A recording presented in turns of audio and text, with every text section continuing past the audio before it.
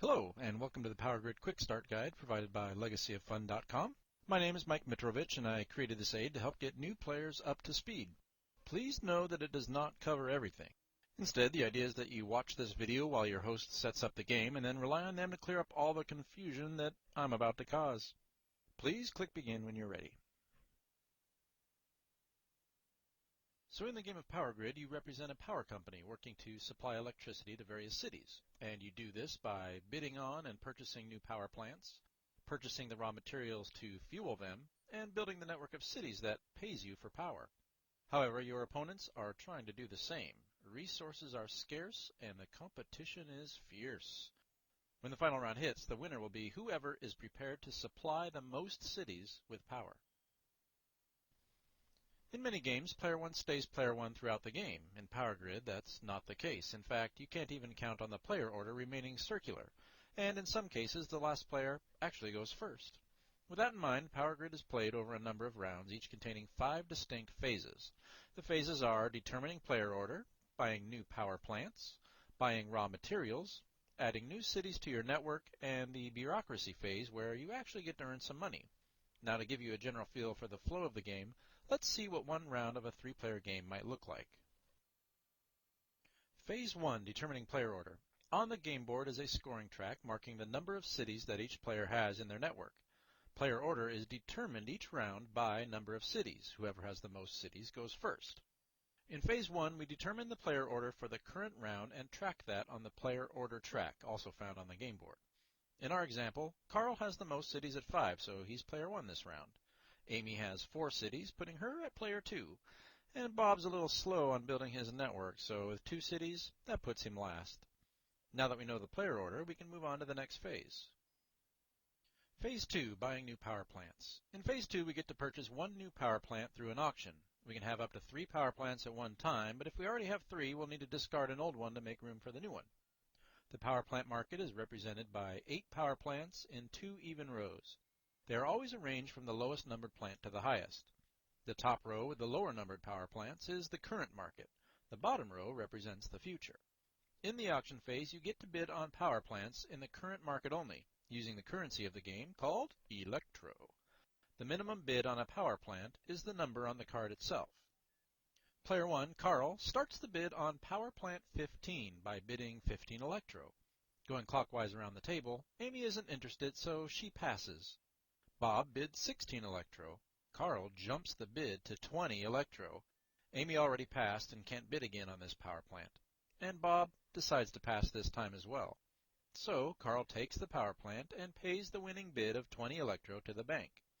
A new power plant is taken from the face-down draw pile and placed in the market, and the market is rearranged to keep the low to high numeric order. Since Carl won a bid, he cannot bid again this round. Player 2, Amy, starts the next bid at 16 Electro on Power Plant 16. After a short bidding war, Bob wins, taking Power Plant 16 and paying the winning bid to the bank. A new plant is drawn and the market arranged. Since Carl and Bob have both won bids, Amy is the only player still in the bidding, so she can take any plant in the current market for the lowest price. She takes Plant 21, pays the bank 21 Electro, and a new card is drawn for the market and arranged in order. That brings us to Phase 3, buying resources. Now, most power plants burn some kind of resource to produce energy. These resources include coal, oil, garbage, and uranium. Some power plants are coal-oil hybrids and can use either one or both at the same time. And some power plants require no resources at all. Here's what you need to know about buying resources. Later we'll talk about triggering a power plant. Just know that they can be triggered once per round and will burn the number and type of resource listed on their card. In doing so, they will supply power to the number of cities also shown on the card. In the case of Power Plant 10, it will burn 2 coal and power 2 cities. Also, the storage capacity of a power plant is double, so this plant can store 4 coal. During Phase 3, players buy resources from the resource market in reverse order, starting with the last player. Looking at the resource market, each individual resource costs whatever number is at the top of its square. Since Bob is the last player, he gets to start. Bob's power plant burns 2 oil, which means it can store 4, and he decides he's going to buy 4 oil. His first 3 come from the square marked with a 6, so cost 6 Electro each for 18 total. His fourth one comes from the 7 electro square, so 18 plus 7, and he pays 25 electro to the bank. And his turn is done. Since we're going in reverse order, Amy goes next. Amy's plant is a hybrid that can burn both coal and oil. It burns 2, so can store up to 4, and she'll buy that many. While she can burn either one, coal is definitely cheaper now, so that's what she'll buy. 3 of them cost her 4 electro each, and the fourth costs her 5 electro. She pays 17 electro to the bank, and her turn is over. Carl is now the last player to go, which usually means he'll be paying the most for his resources. His plant also burns coal and can store 4. He fills his plant and pays the bank as well, ending Phase 3. Phase 4, building cities. This phase is played in reverse player order as well, and is where the players add cities to their network. Now, I won't simulate a full round, but here's how it works. You'll see that each city has 3 slots, a 10, a 15, and a 20, but we'll talk about that later. For the first part of the game, only one player can claim each city. A player's first city can be built in any unclaimed city space and will cost 10 electro. This player decides to start in Nuremberg. From then on, all new cities that you claim must be connected to your existing network.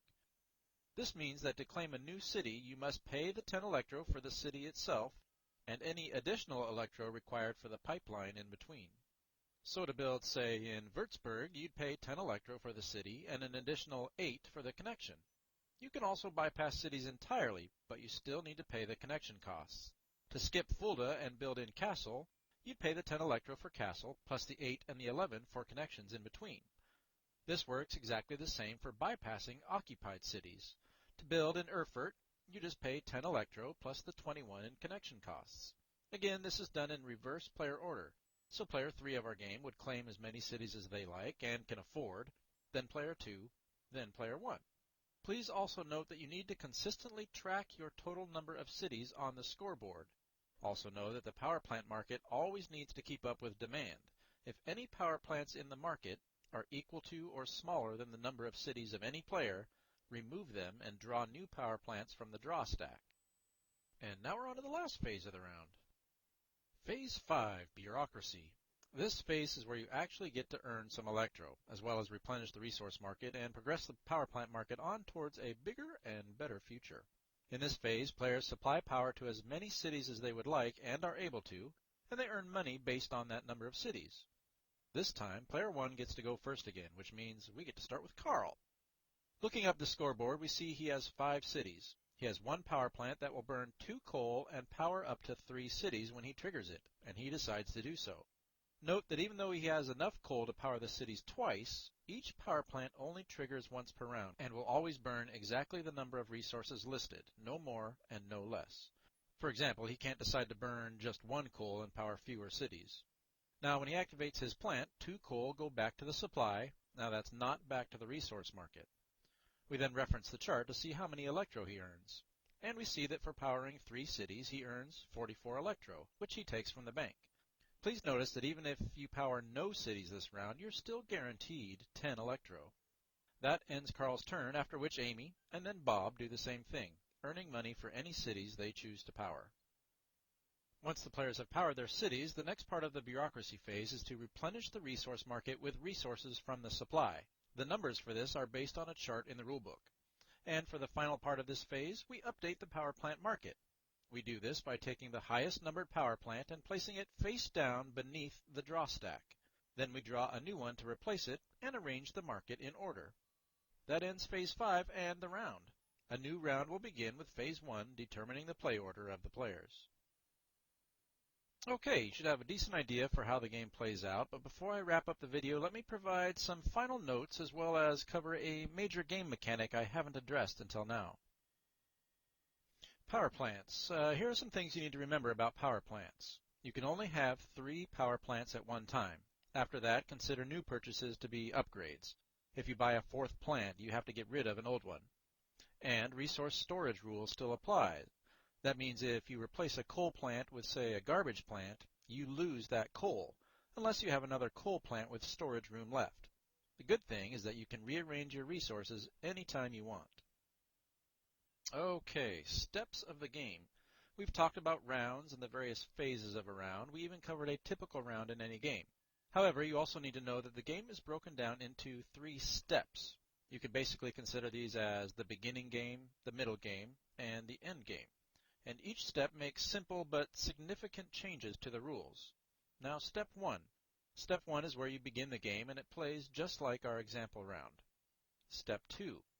Step 2 begins right after the city building phase if any player has built their 7th city. To mark the beginning of Step 2, you remove the lowest numbered plant from the market and replace it. From now on, 2 players can build in the same city. However, the second player would pay 15 electro instead of 10. Also, based on the table at the back of the rules, resources will be resupplied with different amounts as well. Step 3. At the beginning of the game, a special power plant card labeled Step 3 was placed on the bottom of the draw stack. Throughout the game, during the Bureaucracy phase, you've been stockpiling the largest power plants beneath it. Step 3 begins once that Step 3 card is drawn from the pile. Now, this can happen during the auction phase when you draw a new card to replace an auctioned power plant.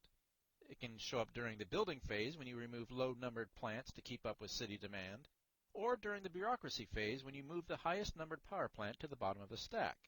Please see the rulebook for how to handle this, as the process for handling it depends on when it was drawn. Regardless, here's what changes for the endgame. Now there are only 6 plants in the market instead of 8. However, they are all in the actual market and available for auction.